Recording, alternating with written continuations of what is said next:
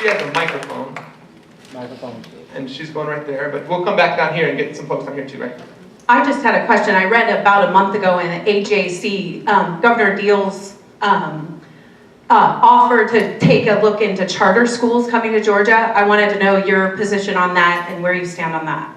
I think two things. Number one, the discussion in the AJC from a month ago demonstrates how little vision we've had over the last several years. Because there was this giant discussion about a state charter recovery system. And it came up because the governor for Louisiana came in to have a fundraiser for Governor Deal. And Governor Deal heard about this idea and it became the centerpiece of an education policy. I mean, we're literally right now randomly selecting policies based on who comes to visit. There is so little vision, it is unbelievable. But putting that aside, I do believe that charter schools can play a very important role in innovating, in bringing together best practices and being laboratories of innovation, but they have to be joined into the public school system, and we have to make sure we're utilizing those schools to spread those best practices throughout the system to ensure that we're getting a good education for every child. I represent in my Senate district some of the best charter schools in the state, and the Atlanta Public Schools and others have done a good job of integrating the charter school model into what it is that we're doing. But again, if you're talking about what those schools do to recruit and retain and support their teachers and to drive educational outcomes, and there are best practices there, then we should bring them in and have them be a part of our mix of options. But we've got to be sure that we're using them to disseminate those good practices out to all the other schools in that system as well, and not pushing them off to the side so they're their own sort of unique area that doesn't communicate and drive and participate broadly in the overall public school local system. And he had a question down here too. So. I believe you're. Okay. Senator, this has to do with doing more with less. Do you think it's possible to reduce the education budget and actually improve the education of our children, and how would you do that? I think that that is a different question in different school districts across the state. And you see wide variations. I don't believe that the state government right now is doing its job with respect to the state portion of its funding. And when you go out in some of the school districts that rely heavily on that, they just have to have the resources right now, and they're not getting them. But I do believe that adding money to the system is not necessarily going to solve every problem, and I do believe in many school districts, especially the largest ones, you can do a lot to reduce waste, to make it more efficient, to use technology as a way to reduce costs and to improve effectiveness, and especially the school districts that are burdened by this giant bureaucracy. I know that what we have in my family is one of the biggest retention problems with our teaching workforce is that a lot of them have to deal with so much red tape that it just gets in the way of teaching. And so if you can reduce a lot of that overhead and you can reward those districts that are flattening out their systems, that are pushing resources into the schools, that will allow us to do more with less. And really what we would want to do is allocate the resources in a more effective and efficient way. But no, there's no doubt that we can do it. Hi, I just had a question about your votes for the budget in the Senate. I know you voted for Governor Deal's budget 3 times and then voted against it the last time. And your defense is that you went on the education task force. I was just wondering if you offered up any sort of report at the end of the task force for your findings to change legislation or help out in any way. Sure. Here's the way the budgeting process works in Atlanta. And this is why I believe it is broken. The budget passes unanimously every year. And so, the idea that all of a sudden it's strange that I voted for the budgets is the folks who know that that's a hollow attack. But at the end of the day, we have a shell game right now. Because they passed unanimously, nobody defends their budget vote.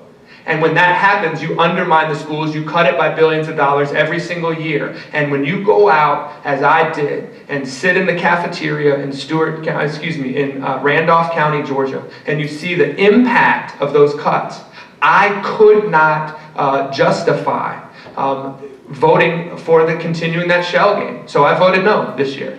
And at the end of that task force, the policy proposals that we have right now on the table are the result of that. We went out, we listened, we spent a huge amount of time talking and being with real live people out there on the front lines. And as a result, we've said end the shell game, bring a coherent vision, and focus on our teacher workforce. Hi, good afternoon, Governor Carter. How are you doing? I'm- Okay, well, he's gonna be our next governor. Get used to it. Anyway, my question is that, well, we talk about resources, and one of the things that you mentioned in one of your commercials, your advertisement that you did, is that getting money into the hands of real people. Is it possible for the governor to tell these big corporations like Walmart and the Atlanta Falcons, they're building a new stadium over here, listen, you're building in these communities, you need to put more money into these communities. That's where the funding can come from. I mean, we need to put more money into the communities because they're not, I'm gonna give you an example, Walmart. They're paying their employees way less than the average minimum wage. You know, and they need to be putting more into the communities. That's how you're going to get them to put to the revenues for the schools, for the teachers, for the kids. You know, there's a statistic out there, and I don't know how true this is. This is just what I heard, that they base the prisons that they're going to build in the future on third-grade education test scores. Now, how do we change those test scores? And how do we revert from locking people up versus to educating them and making them productive members and tax-paying citizens?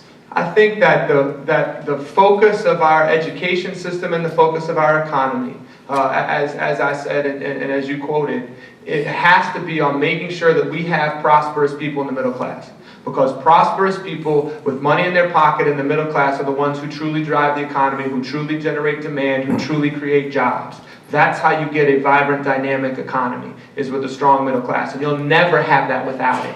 In order to get that, we have to have an education system that gives people the skills that they need to get high-paying jobs. We have to have an economic development policy and proposal that doesn't just try to drive wages down, but also tries to develop our people to get those higher-paying jobs and bring critical thinking entrepreneurs into our state. That's the kind of economy we want, is one that grows high-wage jobs, as you say, instead of leading the country again. One of the other ways we're at the bottom, we're getting more low-wage jobs than anybody else. Last question, that's my stop. Oh, okay. I want to go right back to charter school, and I know it's one of the subjects, but I come from Chatham County, and we have great charter schools, but the charter school numbers are making the rest of the county look like it's doing what it's doing. But when I look at the CCRPI of my county, we're actually failing.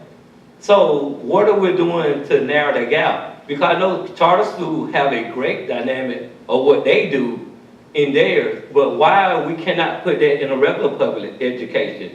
And see, that's my biggest thing. Charter school, yeah, they found the formula. It's called smaller class size. That's the formula. Everybody know that any parent that got common sense know less kids, more teaching.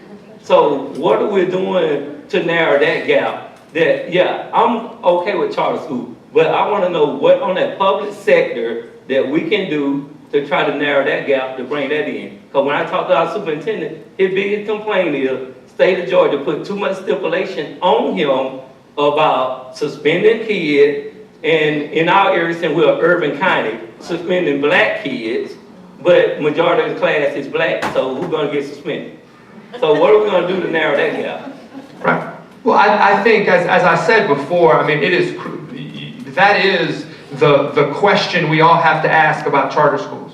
And the question is, you know, and the great thing about charter schools is they do add so much flexibility to what it is that they're doing. And they also add some increased accountability in different ways. And so those experiments that are going on in Savannah and in other places, and in Atlanta and elsewhere, have to be used as experiments. And the focus can't just be to create one successful school. The focus has to be, we're going to use these charter schools as laboratories of innovation. And when things work, when things work, if it's because there are fewer stipulations, if it's because there are other things, we can analyze that and then use a really good knowledge management tool to make sure that we disseminate those best practices out. I mean, that is the answer. And you know, to the extent that it's as simple as you say it is, that may be right. But once we can find a good way to equalize the discussion and use those laboratories to disseminate the information, we'll be using them to truly drive forward for everybody. And that's the key. And I appreciate you all. And now my time is up. I'm honored to be here. I would be honored, of course, to be your governor, and I'd ask for your support. Thanks so much.